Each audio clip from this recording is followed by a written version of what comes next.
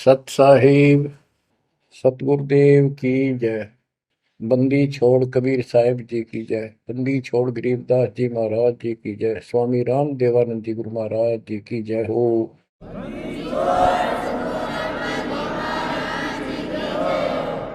सर्व संतों की जय, सर्व भक्तों की जय, धर्मी पुरुषों की जय।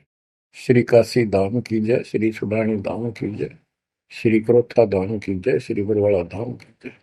सत साहिब। ग्रीवन्योली नाद सुभान गति, लड़े भुजंग हमेश, जड़ी जानो नाम जगदीश है, विष नहीं व्यापै शेष। संत गरीबदास जी महाराज परमात्मा से प्राप्त अध्यात्म ज्ञान को कितने सुंदर तरीके से प्रमाण के साथ पेश करते हैं कि परमेश्वर कबीर जी का जो नाम है ये ऐसा जबरदस्त है। कबीर साहब ने बताया कि कबीर जैसे फनपति मंत्र सुन, रख पुन सुकोड़े, ऐसे बीरा मेरे नाम से, गाल चले मुंह मोड़े। ये तो कबीर साहब ने स्वयं बताया। जैसे फनपति सर्प और गारुड़ के मंत्र को सुनकर उससे इतना डर जाता है कि अपने फन को इकट्ठा करके भागने की चेष्टा करता है, ऐसे मेरे नाम से, कबीर नाम से, उस सच्चे मंत्र से यू काल चले मुंह मोड़, ऐसे काल दूर भाग जाता है। गरीबदास जी कहते हैं, यम किंकर कर जोड़ चले तिस देख रे, धर्मराय के अंक मिटावे लेख रे, जीव जुनी नहीं जा बाठा डे गही, दर्ग मंज हजूर पकड़ छे की बही। गरीबदास जी आंखों देखा परमात्मा की शक्ति का वर्णन करते हैं कबीर जी का, कि उनको देख कर यम के दूत हाथ जोड़ के और दूर चले जाते हैं।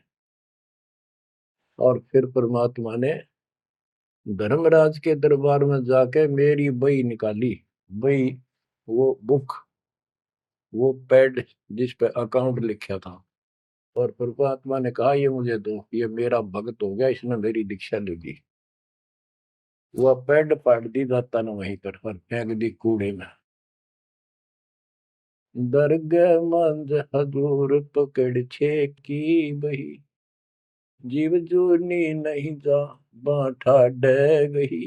कि कबीर साहब ने जिसकी बाह पकड़ ली, जिसका हाथ पकड़ लिया, जिसको शरण दे दी, वो जीव 184 प्रकार की योनियों में नहीं जाएगा।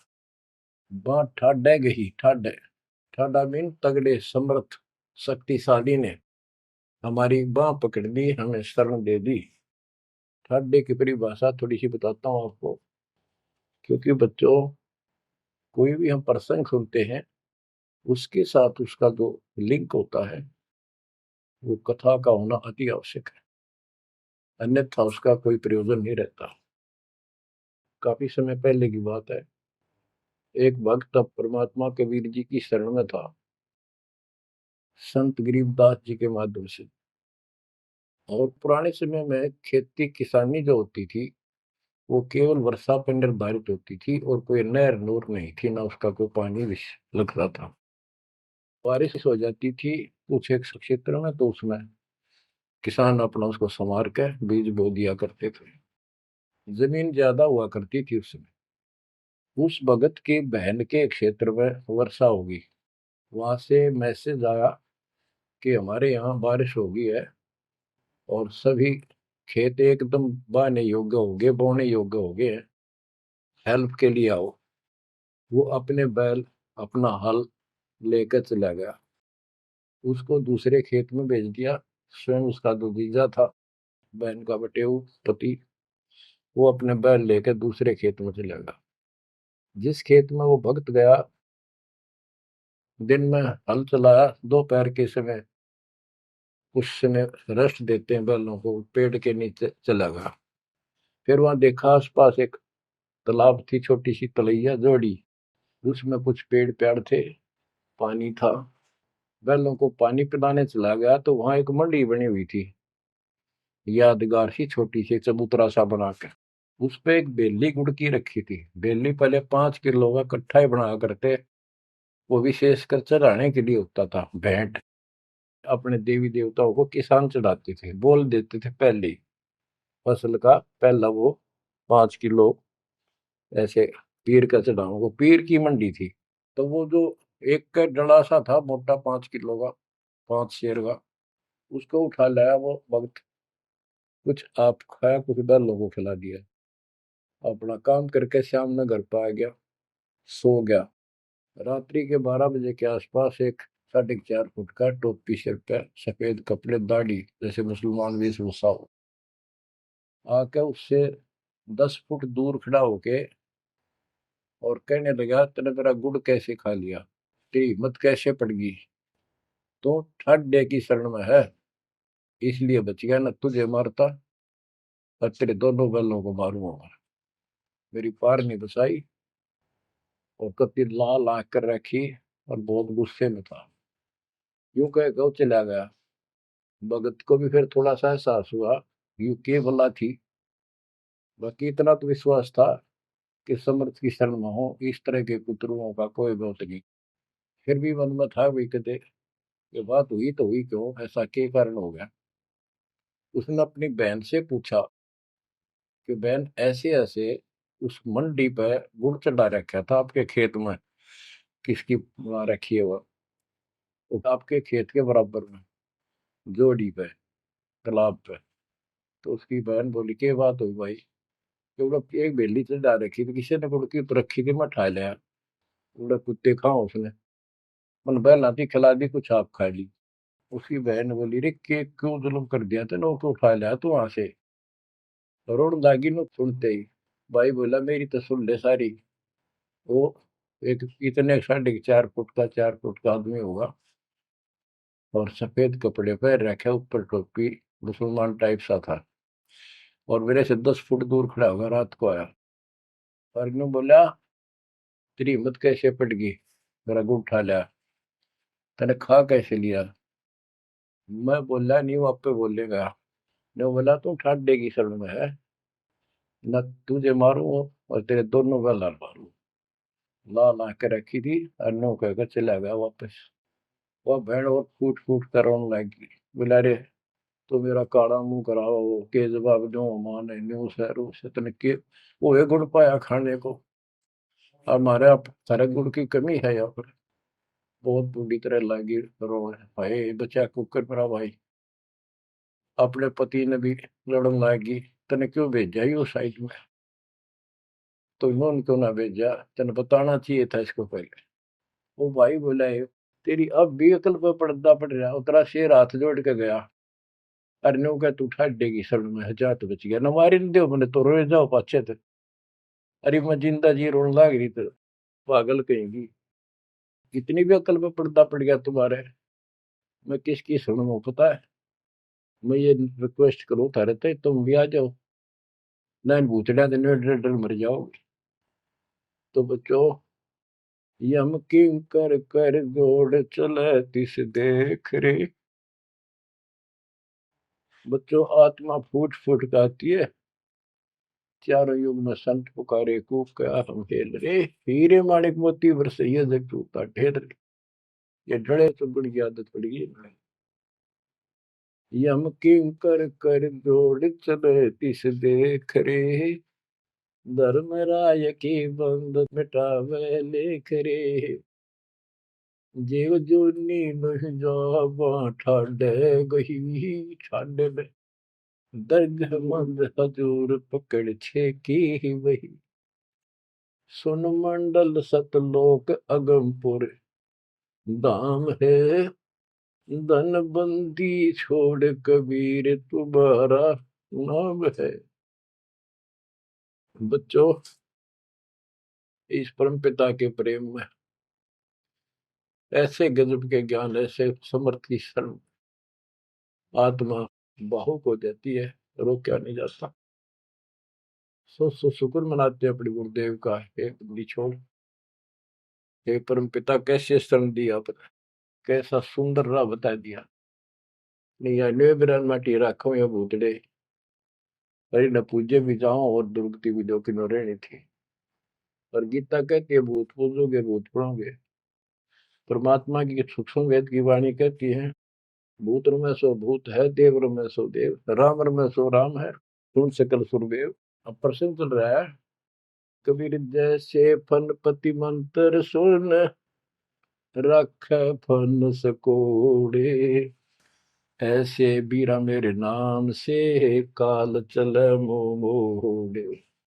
पारक के अंक की अमर ग्रंथ की प्रथम वाणी है, ग्रीव न्योल नाद सुभान गति, लड़े भुजंग हमेश, जड़ी जानो नाम जगदीश है, विष नहीं व्यापै शेष। जैसे एक नेवला होता है, सारा 9 इंच का प्राणी, और वो 10 फुट के सांप को, सर्प को, भुजंग को मार देता है। कैसे मार देता, उसके पास एक ट्रिक है। उसके पास एक जड़ी होती है, एक नागदमन जड़ी होती है जंगल में, उसको सूंघता है, उसमें स्मेल आती है। वो सर्प को उस समय छेड़ता है जो वो जड़ी के आसपास होता है, वो झाड़ बोझड़ों के अंदर होती है। वो सर्प को छेड़ता है, सर्प ऐसे फन उठा लेता है, और वो जाके एकदम वहां जड़ी श्वास में भर लेता स्मेल, और आके उस सर्प के सामने सो के थोड़ी सी दूरी से छोड़ देता है। जिस दर से हवा चल रही हो, सर्प की तरफ जा रही हो, उस साइड में हो जाता हो। सर्प को उससे चक्कर आने शुरू हो जाते उस स्मेल से, उसका जी घबराता है और वो भागने की चेष्टा करता है। नेवला फिर उसके गर्दन पे बैठ जाता है, मुंडी पे पीछे के, और वहां मुंह के ऊपर फिर वो स्मेल छोड़ता ही रहता है। उसको अचेत करके फिर पकड़ कर उसको मार डालता है, काट देता है। तो बच्चों, गरीबदास जी ने बताया कि कबीर परमेश्वर का यो सच्चा नाम सतनाम और सारनाम। सारनाम है, ये है मेन चीज। सतनाम भी बहुत शक्ति हो जाती है इन दोनों के मेल से। जैसे दो जड़ियों को मिला दिया जाए, उसका कुछ अलग से स्ट्रॉन्ग दवाई बन जाती है, मेडिसिन। और तीसरी मालिक मिला, मालिक का जो सारनाम है, वो तो कहना ही क्या है। तो हमारा जो मोक्ष जो होगा इन सभी मंत्रों के जाप से होगा। ये हमारी साधना है, पूजा हमारी सारनाम है। बच्चों, जैसे एक छोटा सा सर्प उस जड़ी की ताकत से, स्मेल की ताकत से जो श्वास में भर के लाता है, इतने तगड़े लंबे सर्प को कंडम कर देता है। ऐसे ही परमात्मा के इस नाम के सिमरन श्वास के द्वारा करने से, तो ये बताया कि ग्रीव न्योल नाद सुभान गति, लड़े भुजंग हमेश, और जड़ी जानो नाम जगदीश है। जगदीश सारी सृष्टि के मालिक का जो असली नाम है, वो जड़ी है, वो नागदम जड़ी है। अब जैसे सतनाम भी बहुत ताकत रखता है, ये हमारी साधना है। जैसे प्रथम मंत्र सतनाम, ये साधना है। सार नाम हमारी पूजा है। पूजा और साधना में अंतर होता है। कबीर साहब हमारा पूज्य है। साधना वो होती है, जैसे हमने जल की आवश्यकता है तो हैंडपंप लगाते हैं। हैंडपंप के लिए बोकी और पाइप, बोकी मारते रहते हैं, मिट्टी बार डालते रहते हैं। सतनाम की बोकी श्वास उश्वास से मारकर जब वो पानी के लेवल पर पहुंच जाती है, वो बोर, तब उसमें पाइप लोअर करके फिर उसके ऊपर एक मशीन बांधी जाती है, वो सार नाम है। और मशीन से फिर उसको चलाया जाता है। वो हमारा पूज्य इष्ट है, वो सार शब्द है। जो हमें चाहिए था ऐसे मिलेगा वो सुख परमपिता परमात्मा के सच्चे दरबार का। तो गरीबदास जी कहते हैं वो मंत्र, वो जो सार नाम है, वो जड़ी जानो नाम जगदीश है, परमात्मा जगदीश कबीर साहब का सार नाम। वो नाग दमन जड़ी बूटी है, वो काल दमन। और विष्णु व्यापक शेष, छोटे से सांप की बात छोड़ो, शेष नाग जो सबसे बड़ा ताकतवर 1000 फुट का बंदर है, यानी काल 1000 भुजा का ताकतवर है, ये भी निकट नहीं आ सकता। बच्चों, किस्मत सराहा करो अपने, 100 गुण गाया करो। गरीबदास जी कहते हैं, गरीब साधों से ते मस्करी, ये चोरों नाल खुशाद, मल अखाड़ा जीतेंगे ये युगन युगन के माल। माल, रेसलर, पहलवान, इन नकली गुरुओं से तो खुश है सारा संसार, साधों से ती मस्करी, इन चोरा नाल खुशाद। हाय हाय, इन चोरों से, झूठे गुरुओं से खुश, और साधु संतों के मजाक करते हैं। ये तो मल अखाड़ा जीतेंगे युगन युगन के बाद। आप हो वो युगन युगन के माल। बच्चों, आपको बहुत बार प्रमाण दिए जाते हैं, देता ही रहूंगा आखिरी सांस तक, क्योंकि सिलेबस यू है। टीचर सारा साल सिलेबस पढ़ाता है, उल्टा सुल्टा उन्हें कोई रट्टा लगवाता है, और तब बच्चे सफल होते हैं। परमात्मा योगों से आपके साथ है। सतयुग में राजा अम्बरीश एक बहुत बड़े धार्मिक राजा हुए हैं, और खूब यज्ञ किया करते थे, भंडारे करते थे, ब्राह्मणों को खूब धन दान करते थे, लागड़ गऊ बांटा करते थे, 1000 लागड़ गऊ बांट देते। लागड़ माने बच्चे वाली, ब्याई हुई, दूध वाली। भोजन भंडारे करवाते थे, दक्षिणा देते थे। जैसा भी लोक वेद सुना था, गुरु जी ने बताया था, ऋषियों ने, वो सारा कुछ करते थे। परमात्मा वहां भी साथ रहते हैं, उनकी इज्जत रखते हैं भक्ति की, और बीच बीच में उनको समझाने की चेष्टा की, कोई ऋषि रूप बनाकर अम्बरीश जी को सच्चा मार्ग बताया, खूब ध्यान से सुना और नाम लिया। लेकिन वो ऋषि वहां सैकड़ों और मालिक एक।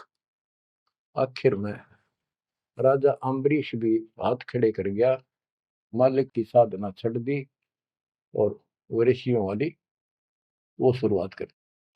इतने अच्छे भगत विष्णु जी के बने हुए थे। बच्चों में अब हंसी भी आती है, दुख भी होता है।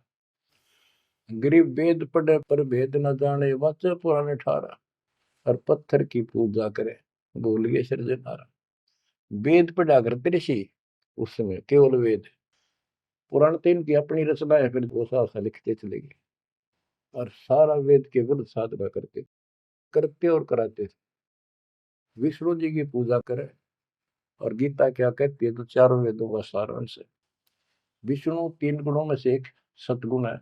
इन तीनों गुणों की भक्ति तक गुण में माया के द्वारा जिसका ज्ञान हरा जा चुका है, यानी इसी तक सीमित है, जो राक्षस स्वभाव को धारण किए हुए मनुष्यों में नीच दूषित कर्म करने वाले मूर्ख, ये मेरी भक्ति ना करते। तो अम्बरीश वही साधना करता था, लेकिन पिछले संस्कार किसी, जैसे भी चल रहा भक्ति युग बच्चों, आप इन बातों को बार बार सुनोगे तो आपके दिल में समा जाएगी अकाड़ी सच्चाई ये है। अब ये भक्ति काल शुरू हो गया, मोक्ष काल समझो। इसमें हजारों वर्षों तक चलेगा, अरबों भगत बच्चे बेटा बेटी पार होंगे, जो चलेगा जो भी लाखों वर्ष और भी चलेगा। लेकिन वो साधना करते रहेंगे, लेकिन उनका विश्वास इतना नहीं बनेगा, वो फिर यही रह जाएंगे काल के जाल में। उन्हीं में से फिर, क्योंकि उनकी भक्ति जबरदस्त है, शास्त्र अनुकूल है, अगले सतयुग में उन्हीं पुण्यात्माओं को काल जन्म देगा। उनको पहले ऊपर के लोकों में रखेगा, ऊपर के लोकों में, स्वर्ग में देवता हजारों लाखों वर्ष वहां रहेंगे। यानी एक कोल्लू के साथ चक्कर है, चैन है, चैन। उस चैन पर जैसे डाल देते हैं, ब्रह्मलोक में गए, फिर चक्कर काटते काटते विष्णु लोक, शिव लोक, सारे अपने कर्म फोड़ के भोग के खत्म करके, फिर भी उनके पुण्य इतने बच जाते हैं कि सतयुग में जन्म देते हैं उनको। और सतयुग में भी अच्छे पुण्यकर्मी फिर राजा बनते हैं। और वह भक्ति, ये वाली भक्ति कसक और वो शेष बची ताकत फिर भी साथ रहती है। और इस कारण से भगवान भी उनके साथ रहना पड़ता है। जो बच्चा गऊ की नजर में, यूं साईं तू संत, भक्तों के पीछे फिरे भक्त वत्सल भगवंत। कबीर जो जन मेरी शरण है, ताका हूं मैं दास, गेल गेल ला गया करूं जब लग धरती आकाश। तो अपने इस विधान अनुसार अम्बरीश से मिले। ठीक है, एक बार तो यह बात इतनी गजब की है, सारी ठीक ठीक लगती है, लेकिन माहौल खराब होता है। ये ज्ञान बताने वाला एक होता है, दूसरा समर्थक नहीं होता। उस दिन में वो भूल जाते हैं और इसी लोग बहका देते हैं, कहाँ सी बातें करते हो, वेदों में ऐसा कहीं नहीं है, वेदों में ऐसा नहीं है।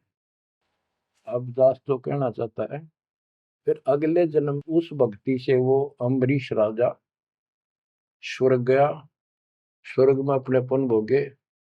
फिर त्रेता युग में फिर राजा जनक के रूप में वह आत्मा ने जन्म लिया। वहां भी खूब भक्ति करी, विष्णु के कट्टर पुजारी। वही भावना वही भाव फिर भरा हुआ था, परमात्मा फिर भी मिले उनको। लेकिन राजा और सिद्धियां इतने ठाठ बाट और बकाने वाले वो गुरु निरे ऋषि हमारी ऐसी घिस काट रखी काल में, हम ऐसे मूर्ख बना रखे, थोड़ा सा भी सुख हो जाए, कोई प्रभुता कोई पद प्राप्त हो जाए, हम खुद भगवान बन जाते हैं। लेकिन पिछली धार्मिकता के अनुसार हम कुछ धार्मिक भी बने रहते, लेकिन रहते वही के वही। और अम्बरीश राजा इतने अच्छे भगत थे, पिछली सिद्धि शक्ति मालिक की वो भक्ति की सही थी। एक बार दुर्वासा ऋषि ने उनके ऊपर सुदर्शन चक्कर छोड़ दिया। दुर्वासा कहता था कि तू ये साधना छोड़ दे, मैं बताऊं वाह कर। अम्बरीश ने हाथ भर ली पर छोड़ी नहीं। अगली बार गया, उसने गुस्सा हो गया कि तू मानना नहीं मेरी बात, तेरा सिर काट दूंगा, इतना गुस्सा। सुदर्शन चक्कर छोड़ दिया। सुदर्शन चक्कर राजा अम्बरीश के पैर छू गए और दुर्वासा ने मान खातिर वापस चाल पड़ा। दुर्वासा भागता फिरा तीन लोक में, कितने उसने गुफा नहीं मिली जरा बच जा, कुछ संरक्षक नहीं पाया। परमात्मा कबीर जी ने विष्णु रूप बनाया, एक सवाल आ दी, 1 मिनट में के कर दी कर दिया बोलो में। दुर्वासा ने देखा भगवान विष्णु बैठे, वहीं पहुंच गया और कंप पे डांक ठोक रखी, मन बचा लो भगवान, बचाओ मुझे, सुदर्शन चक्र मुझे मारेगा। परमात्मा बोले क्या गुस्ताखी कर दी, क्यों मार रहा है तेरे को। फिर वह सारी कहानी बता दी। भगवान बोले कि भक्ति के भाव से चलो, ये ताकत से नहीं चलता ये मार्ग। अपना ज्ञान दो, कोई मानने ठीक है, ना मानो मत ना मानो, मुझे बचाओ भगवान मुझे बचाओ। उसमें सुदर्शन चक्कर रुक गया, खड़ा हो गया दूर, भगवान की शक्ति से डर के देख के। तो दुर्वासा को विश्वास हो गया कि यहाँ बचाओ हो सकता है, माफ करो मुझे माफ करो। परमात्मा बोले अम्बरीश के पैर पकड़े, वो बचाओगा तुम्हें इससे, मैं नहीं बचाऊंगा। हाथ जोड़े, हे भगवान आपके दरबार में मैं नहीं बचूंगा, कहाँ भेजो हो दाता, मैंने तो रास्ते में मारेगा। मिला जा, वही जान बचेगी तेरी। अम्बरीश के चरणों में गिरा वो, जिसने 56 करोड़ यादव मार दिए थे एक वचन था। तो कहते हैं अपनी देसी कहावत हमारे यहाँ, शेर न सोआ शेर, जरूर टकराया कर, यही बकवाद करनी है ना। अम्बरीश के चरणों में मत्था टेका उसने, मेरी जान बख्शो महाराज, जान बख्शो, बख्श दो। अम्बरीश राजा बोले महाराज मैंने कुछ नहीं कहा, तेरा कर्म तुझे मिला। और वो सुदर्शन चक्कर हाथ से पकड़ लिया राजा अम्बरीश ने और ऑफ कर दिया, शांत हो गया। बोला ले जा तेरी तोब। और भक्ति के भाव रहना चाहिए इंसान। बच्चों, अम्बरीश राजा की इतनी महिमा होगी, ऋषि भी हैरान थे जो उनके गुरु लोग थे। वो नहीं छोड़ कहते, मन तू सुख के सागर बस रे, और न ऐसा यस रे। तू सुख के सागर बस रे, ये झूठे यशों में कुछ नहीं धरा। वह सतयुग में महिमा होगी, फिर राजा जनक बन गए। राजा जनक वही भाग्य बाबा नानक बने। जब एक सुखदेव नाम के बाल ब्रह्मचारी माँ के गर्भ से भक्ति ले रहे थे और आकाश में उड़ जाने की सिद्धि थी। उस हृदय की गांठ से पंसारी बन जाते ये, अपने बराबर किसी ने नहीं समझा था। राजा जनक के पैरों में पड़कर स्वर्ग तक जाने का विरोध करवाया। वो मोक्ष तक बहुत दूर की बात है, वो तो मार्ग ही नारा है। गरीब सुखदेव ने 84 भुगती बिना पजावे खरगो, तेरी क्या बुनियाद परानी, तू पेंडा पंथ पकड़ो। के सुखदेव जैसे ऋषि जिसकी टूटी बोला करती, सारे देवता उसका सम्मान करते थे, बड़ा पहुंचा हुआ है, वो भी फिर 84 लाख योनियों में गया। राजा जनक से दीक्षा ली।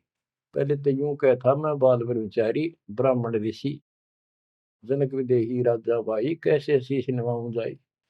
सुखदेव बोले ज्ञान विवेक का हमने स्त्री का मुख नहीं देखा। राजा के 10,000 रानियां। तो गरीबदास जी कहते हैं गोरख से ज्ञानी गणे सुखदेव जति जिहान। वो अपने आप को जति मान रहा था।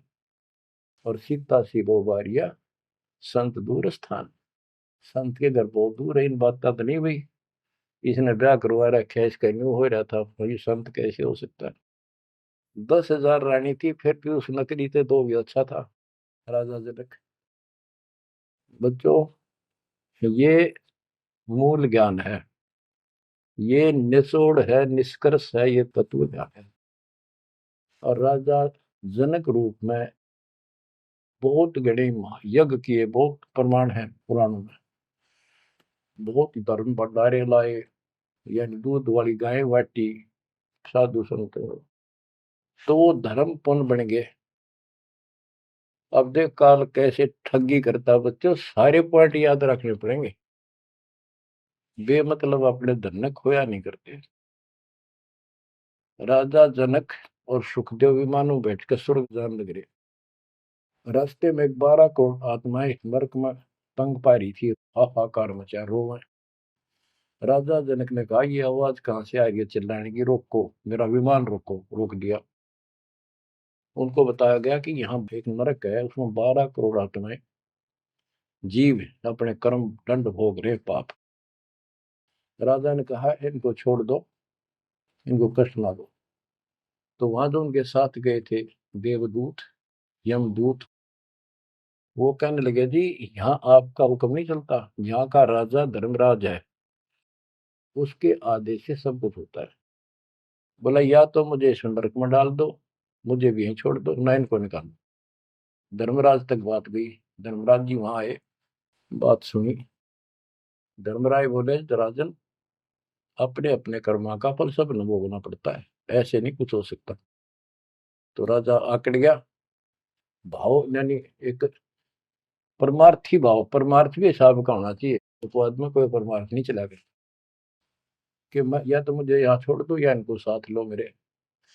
तब धर्मराय ने एक विकल्प निकाला कि आप अपने पुण्य दे दो इनको, आधे या जितने चाहते हो उतने समय तक इनको आपके साथ वहां स्वर्ग में भेज देंगे। राजा ने 50% पुण्य दान कर दिए। सबको बिठा के 12 करोड़ आत्माओं को विमान में बिठा के और स्वर्ग ले गए। बच्चों सुखदेव ने गलती करी नहीं, वो तो आज तक स्वर्ग में है। और वो राजा जनक ने आधे पुण्य खत्म कर दिए, बाकी के पुण्य में पिल्ला झाड़ के खा के खर्च के खो खंडा के बाबा नानक रूप में जन्मे। पहले राजा थे 2 जन्मों में, दुनिया भर के नौकर होते थे, और फिर हैंड टू माउथ हो गए, खुद नौकर लगे नवाब के मोदी खाने में गोदाम में।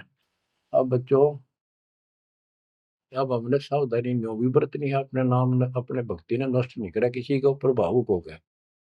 एक बताओ था कि मैंने अपने भाई दुखी हो रहा था, उसको अपने पुण्य दे दिए, भक्ति दे दी, वो तो ठीक हो गया।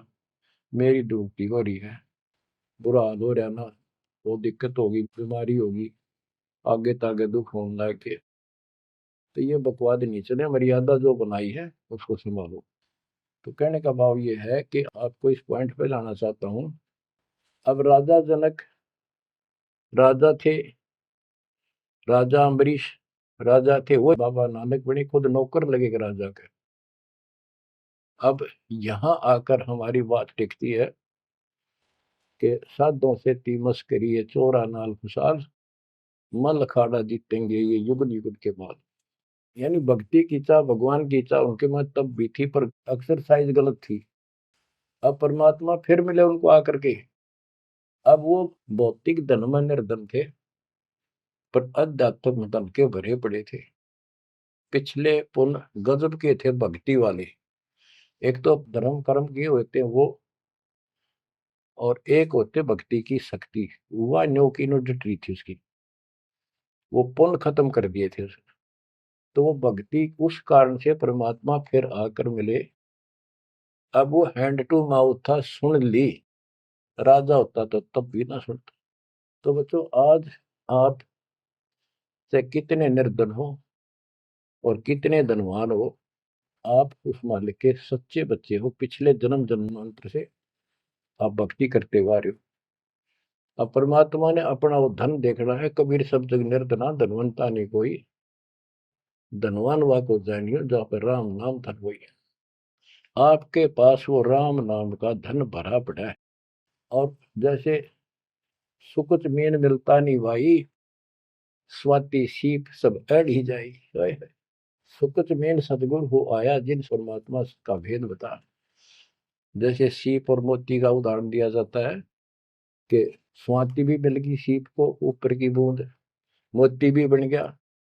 लेकिन एक सुकुच मीन जब उसमें टक्कर ना मारे, उसने खुल नहीं, तो मोती माए गड़ गया और वह सीप भी मर गया।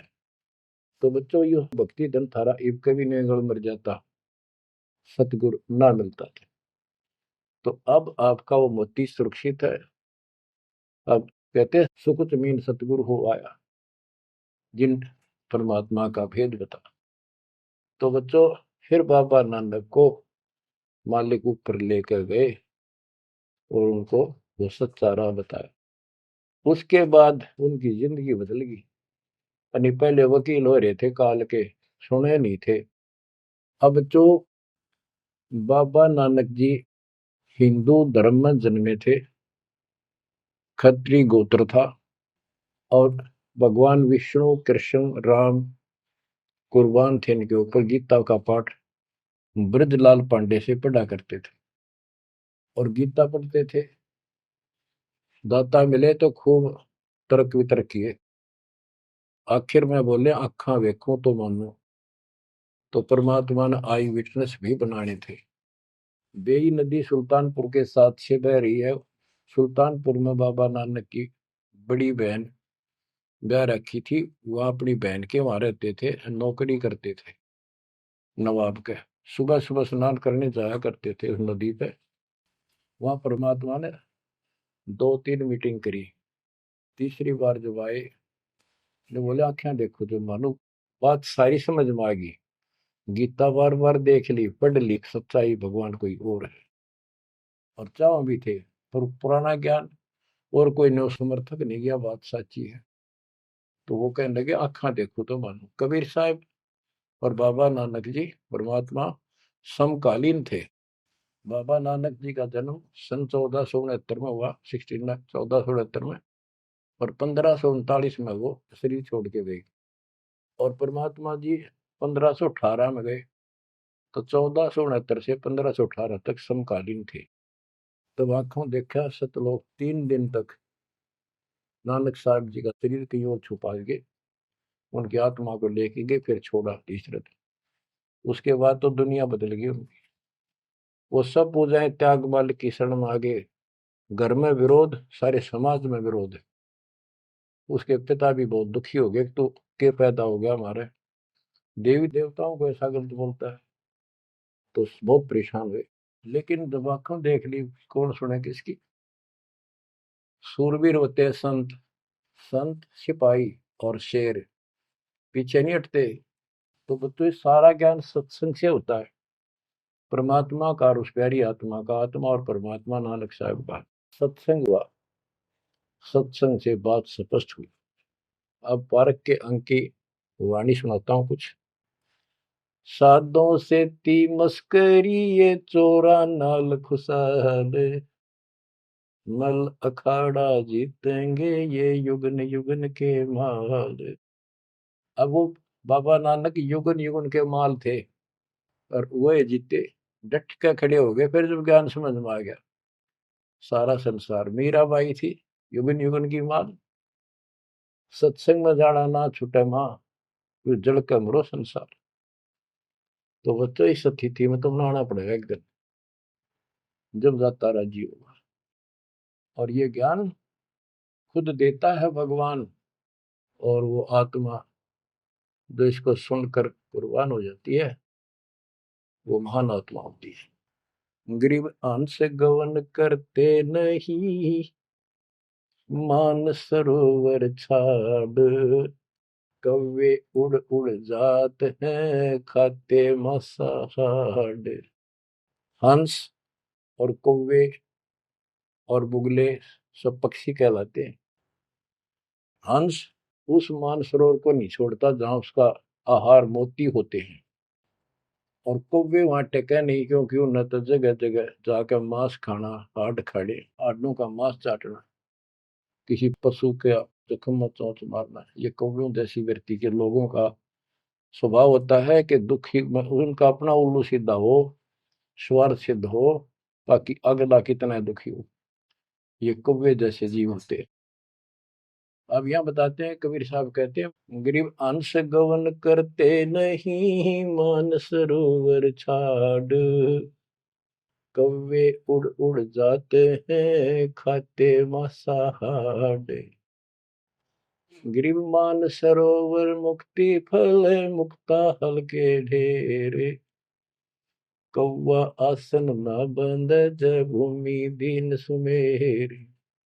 गरीब कौवा रूपी बेक है, ना प्रतीत यकीन, 68 का फल मेटे करे भये दीन बेदीन। गरीब हंस दशा तो साध है, सरोवर है सतसंगे, मुक्ता हलवाणी चुगे फिर चढ़त नवेला रंगे। अब स्पष्ट कर दिया कि ये सत्संग जो है ये मानसरोवर है, और भगत साध ये हमारे हंस हैं।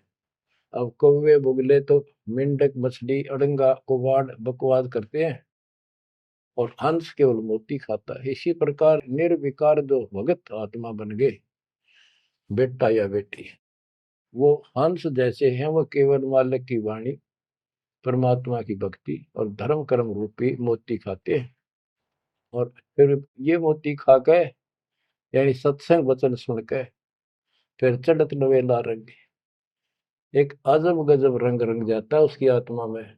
आत्मा इतनी मजबूत हो जाती है जैसे बाबा नानक की होगी, जैसे मीराबाई की होगी, ऐसी आपकी भी होगी, इस सत्संग से होगी।